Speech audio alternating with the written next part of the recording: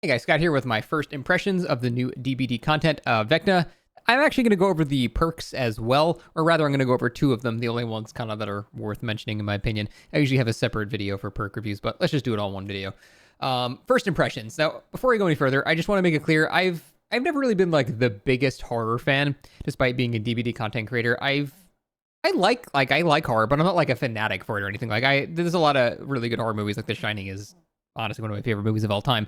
But I'm not like a huge like fan of it. I'm not like obsessed with it or anything. But I am obsessed with D&D. I think the second PC game I ever played was Baldur's Gate 1 when I was like 9 years old. So I've been playing D&D for most of my life. I absolutely love it. So seeing that we were going to have a crossover here, I was so worried because I was like, you could actually go back in my VODs and watch this. I word for word said, man, like, so they're adding Vecna. I don't know how they're possibly going to translate him into DBD. The only way I think they could do that is if they had, like, I don't know, a radial spell wheel or something like that to show that he's a high-level caster. And then when I got to playing him, he's literally a high-level caster with a radial spell wheel. And I was like, wow, this is the exact thematic thing I wanted to see in the game. So that was a treat for me. So I'm definitely nerd gushing over the actual content. Plus, we got Matt Mercer voicing him. I'm a huge Matt Mercer fan, as I'm sure most people are. So, yeah, overall, just thematically, 10 out of 10. By far my favorite licensed content in the entire game, hands down. Even the map itself, the little references to D&Z, it's just all... It tickled my fancy pretty well. I really, really enjoyed everything aesthetically and thematically about the killer. But you guys are probably more interested in about how good is he, how does he perform, and stuff like that. And, well, he's got a lot going on. It's probably too soon to say how strong or weak he is. All I can do right now is just tell you how it felt to play the killer and what I think needs to be changed. So I think the core concept for Vecna is very good. I think this is an improvable concept. It's not like a knight or a skull merchant where it's just a doomed concept and you're just nothing you can do to fix it. This is stuff that can just be tweaked with simple number changes and stuff like that. I'd say the main complaint I have about Vecna is sluggishness. Almost everything you do has some form of slowdown. You shoot your orb for information, it's got slowdown. You lock a pallet down, it's got slowdown. You shoot your skelly boys out, it's got a slowdown. Everything you do, you slow down, and it doesn't really feel good. But here's the issue. If you aren't conservative with this power usage, you're kind of in this weird spot where it's this tiny window between, wow, this power is useless, and holy shit, this is impressive. They have like a very tiny window to make this power, or all the powers, not too strong and not too weak. I think they erred on the side of caution on the PTB, because if they don't err on the side of caution, I mean, we have powers that can just ignore pallets, we have things that can ignore windows and stuff like that, so if it's too strong, we have a killer that's incredibly oppressive and miserable to go against. And that wouldn't be good. But right now, I think it's too sluggish on the other side, where using the powers feels a little too sluggish and it's underwhelming. So that's what I'm saying. We're looking for very fine tuning of the balance here. And it's too early to say what those number changes need to be. I need to just simply play him more. It's way too hard to tell.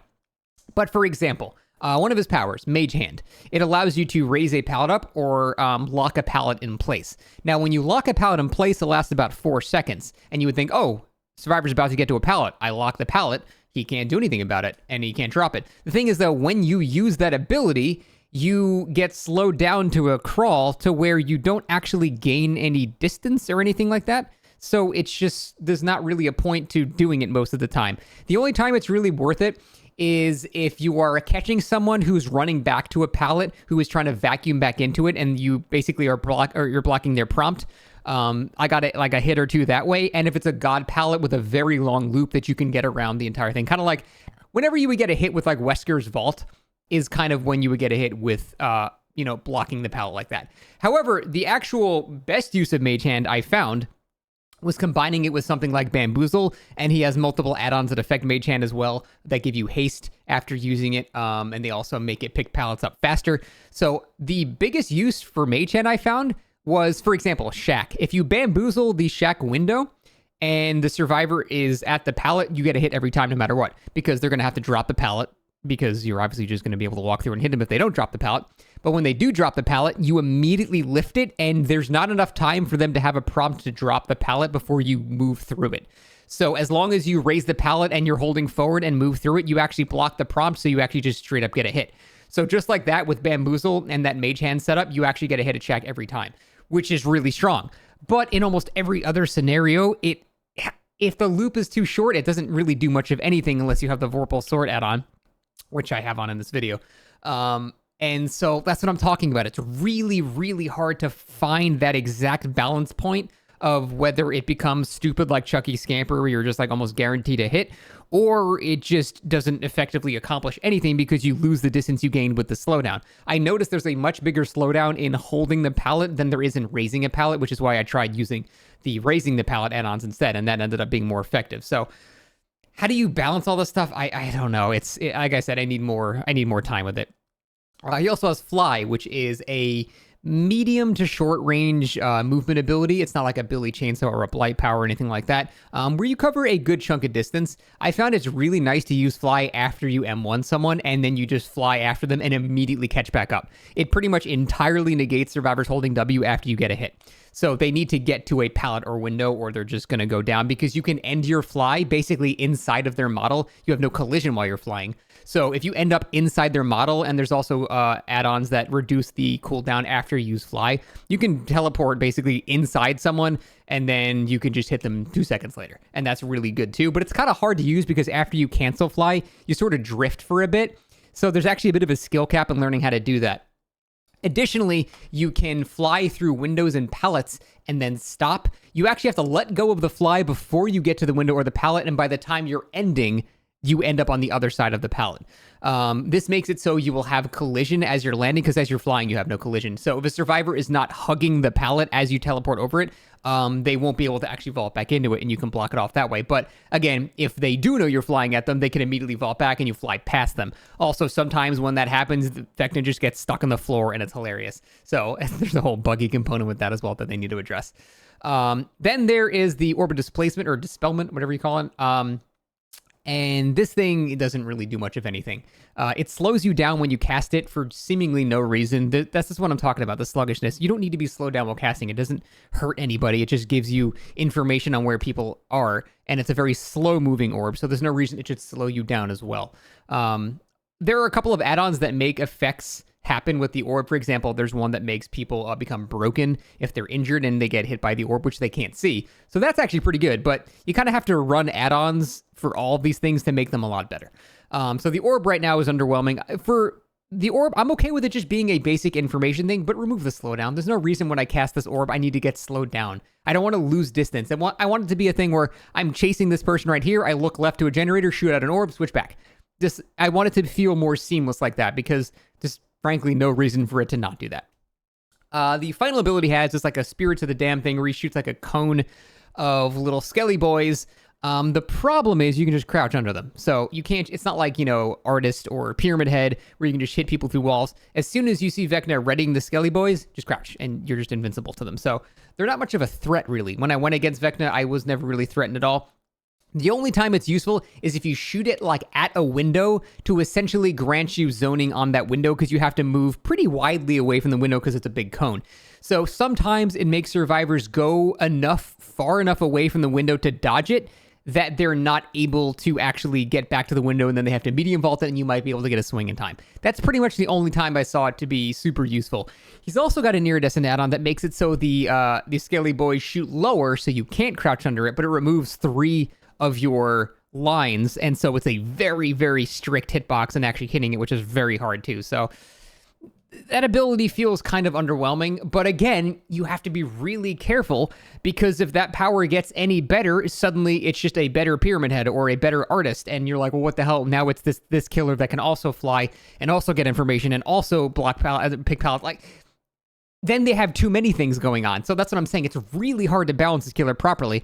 It needs to be weaker than Artist and Pyramid Head because that's like their main power, but it needs to be strong enough to be worth using. So where is that line? I don't know. And that's what we need to figure out. So suggestions that I have for the killer. There's 3 major things I can safely say for sure that probably need to change that would feel great. First off, There is this radio wheel that you use to cast spells, and it feels great, except if you're recovering from any of the spells that you're using, like Fly or Mage Hand or something, you can't even switch your spells. So you need to be able to switch your spells as you're recovering from other spells. You won't be able to cast them, but having the next spell preset is, I think, a requirement in making them feel less clunky. Additionally, the cooldowns of the abilities are just simply too long. It's like a minute for each ability. It's just too much. So I would shave like 15 seconds off each ability, make it like a 45-second cooldown, which you can reduce further with add-ons. But it just takes too long to get your powers back. That's just a simple numbers fix, easy. Another change that I would do is I'm trying to think of like all the things that like happened that were just like a little too clunky.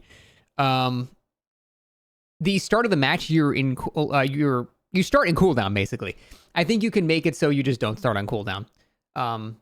I don't really know why you would start on cooldown. There's not really much. It's not like it's Billy. Billy doesn't have a cooldown at the start of the match. He can get across the map in 4 seconds. Blight can do it.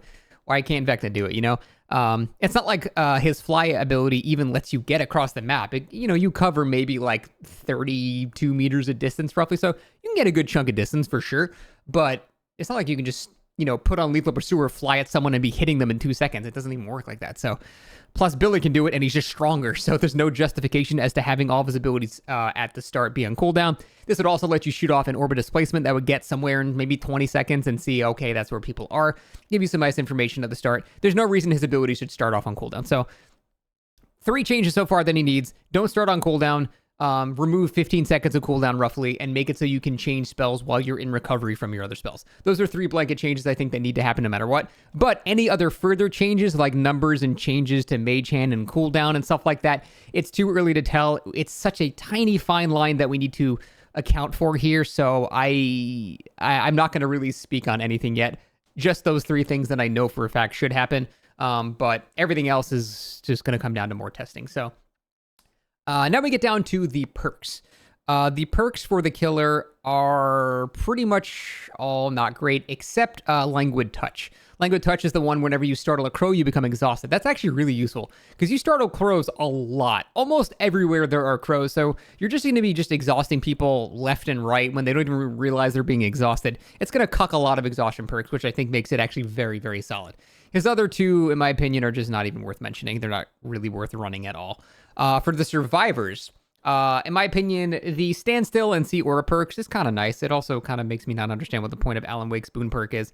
But also, the Bard perk is it's on par with Plot Twist in terms of like the most fun shit they've ever added to the game. You can just bust out a fucking loot and just start jamming. But the actual effect of the perk is what I want to talk about. Other than using it to BM, it's going to be hilarious. It's going to be like the more offensive teabag.